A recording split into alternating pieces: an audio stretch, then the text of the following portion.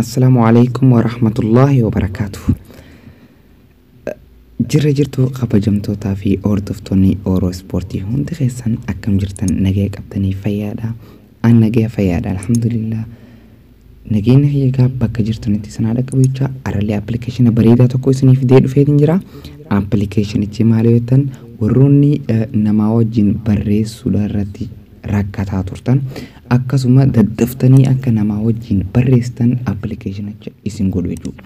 Akka daddaftanii meseejii nama wajjin chat gootan isin godhuun isin garsiisa. Applicationichi jechoota gabaajeedhaan godhattee qubee lama yookaan sadiin godhattee akkuma agartu qubee lama sadiin oguu goote akka jecha guutuu san ifiisaatiif sii fidee jecha guutuu san bakka buusee inni isaa ofiisaatiin sii barreessuun si garsiisa. Egaa applicationichi hedduu application bareedaadha. Applicationichi maal akka fakkaatuun isin garsiisa. Egaa isin garsiisa applicationicha wajjin turtii gaarii. Egaa warroonni yeroo jalqabaatiif fara YouTube chaanaalii Oro Ispoortii dhuftan baga nagaan dhuftan isin jecha Oro Ispoortiin keessaniiti qolfiin isaa barreeffama diimaa subscribe jettan yeroo takka tuqaasuudhaan akkasuma viidiyooleen amma asirratti gadhiisu akka isin gabarreef mallattoo bilbilaa tana yeroo takka tuquudhaan akkasuma gaa viidiyoon kiyya yoo isinitti tole laayik gochuudhaan akkasuma saayibootaan keessaniifis sheer gochuun hin dagatinaa.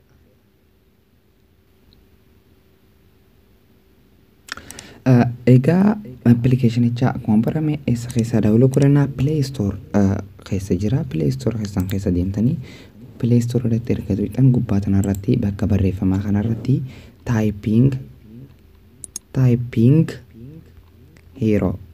typing hero jettanii barreessan bifa tanaan isinii fida. Typing hero isarratti tuqxanii jechuudha. Egaa linkii isaa viidiyoo kana jala description ka jiru jala seentanii ni argattanii achiinis daawwachuu godhatu dandeessanii akkasuma Play Store keessan keessa deemtaniitis daawwachuu godhatu dandeessanii jechuudha bifa tanaan. Egaa ogguu isin dhufe applicationichi isa kana fakkaata. Maal gootanii install gootanii install ka jiru irratti ergatu itan booda daawwachuu godhee haga inni nuuf fitu obstanii eeggattanii jechuudha.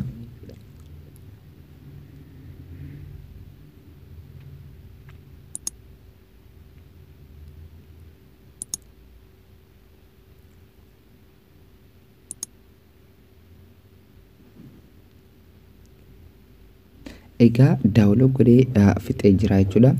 Egaa install godhee booda maal gootanii open ka jiru irratti yeroo takka tuqaastanii jechuudha. Erga open jettaniin booda maal gootanii bifa tanaan isin fida. Applicationichi kun waa hedduu wanni inni isin gaggaafatu tokko illee hin jiru jechuudha. Maal gootanii mallattoo ida'uu tanarratti yeroo takka tuqxan. Ergasiin gubbaa tanarratti jecha gabaajeen barreessuu feetan yookaan qubee lama sadii jecha godhuu feetan asirra barreessan jechuudha. Fakkeenyaaf akka mijee barreessuun hin fedhe a ka ma qubee sadeen tana qofa barreessatin san booda jecha kana jala kana gad dabartanii jecha maal gootanii akkamii dhiifama akkami jecha jiru bifa tanaan asirratti efa barreessan booda maal gootanii replace keyword kajoo kanarratti maaliif tuqxanii hoggaa inni isiniif barreesse booda jechuudha. Efa qubee sadeen tana barreessanii kaaddasiis hogguu ka tuqxe ofii isaatiifuu bakka akka inni sii buusuuf replace kajoo kanarratti raayit gootanii jechuudha. San booda save kajoo irra tuqxan. Erga save gootan booda yeroo takka settingii keessan keessa isin galchee hayyama isin gaafata. Hayyama kennitaniif jechuudha akka mobaayila keessan keessatti applicationichi kun applicationicha imo haa ta'u Viber WhatsApp wantoota adda addaa hundarratti akka inni hojjetuuf settingii keessan irraa hayyama fedha. Kanaafuu accessibility as jala irratti mallattoo tanarratti ni tuqxanii kaza accessibility keessan jala isin fudhata. San booda gad deemtanii isa typing hero jedhu kana barbaadanii jechuudha. Efa isa kana akkatti argattan booda yeroo takka irratti tuqaastan. Efa yeroo takka irratti tuqaastan kana maal gootanii san booda open banuu qofa isa cufaa jiru kana bantanii san booda okay ka jiru irratti tuqxanii bakka banamee jira jechuudha applicationichi kun amma. Applicationichi kun irraaf duuba deebitanii bakka hojjetee jechuudha mobaayila keessan irratti. Nuti amma kam save godhannee akkam ka jiru qofa. Akkam ka jiru kun hojjetee moo hin hojjenne fakkeenyaaf mee isin agarsiisu. fakkeenyaaf akkuma waan feetanii nama barreessanii fakkeenyaaf WhatsAppidhaan barreessee isin agarsiisu akka inni hojjete jechuudha. Fakkeenyaaf akkama addasiisa oggun qubee sadeen sana barreessee addasiisee ofii isaatiifuu akka mijee bakka buusee jira jechuudha. Akkasuma akkuma agartan akkama bakka buusee akka mifii isaatiif jira jechuudha. Fakkeenyaaf mee kabiraa itti aad godhee isin agarsiisu appilikeeshinicha kanaanii kabiraa itti aad godhee isin agarsiisaa jechuudha. Appilikeeshinicha kana jalatti ni deebinaa jechuudha. Akkasuma deebinee bifuma tanaan isin fida waan takka inni karaa biraa isin oofuun jiru mallattuma iddootaan irratti yeroo tokko cuqaastanii maal gootanii qubuma sadeen san nagaya akkami nagaya goote nagaya qubee sadeen tana barreessa. Wanni waan kana fayyadamtaniif ammas afaan keenya afaan Oromoodhaa eeguudhaaf jechuudha hedduu takka isin gargaara. Fakkeenyaaf namoonni baay'een nagaya amma nagaya baay'inaan amma namoonni beekanis ta'e kan hin beekne fakkeenyaaf warroonni afaan Oromoo seeraan barreessuu danda'an akkanatti illee fayyadamuu danda'an.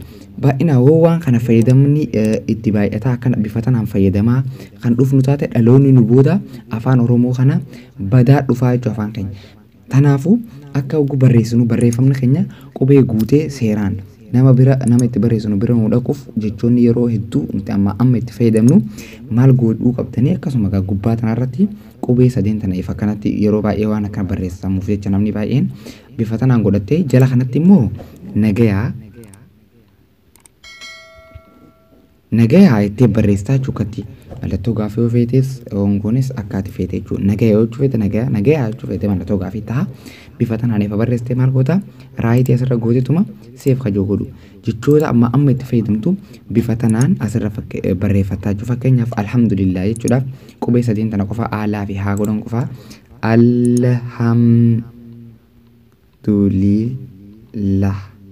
Quboonni sadeen tana guutuu itti akka barreeffamni as jalatti sii dhufu feetu hunda asuma irratti qubee sadeen gootee barreeffama guutuu asirra sii fidaa jechuudha. Raayit gootee seef bifa tanaan waan hunda akkasitti sii fidaa jechuudha. Fakkeenyaaf mee waan hin barreessa kana ilaalu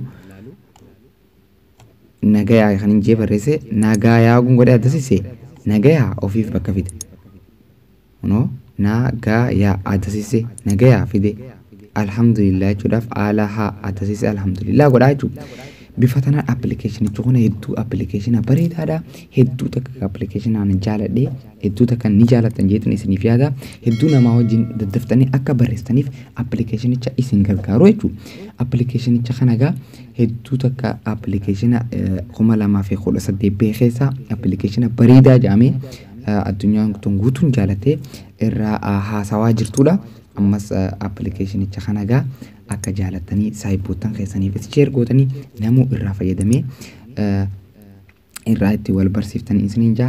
Egaa viidiyoo kana warreen daawwatan hundi keessan warreen sabiskiraayib godhin sabiskiraayib gochuun dagatinaadha.